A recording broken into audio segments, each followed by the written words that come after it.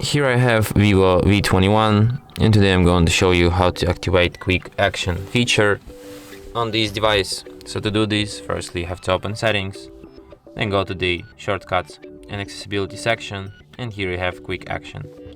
So here you can enable it. For example, now I have set up a torch on. So to use this, when screen is locked, just hold down volume down, and after that, for example, torch will be enabled. And that's it. Thanks for watching. If you find this tutorial useful, don't forget to hit that like button and subscribe to our channel.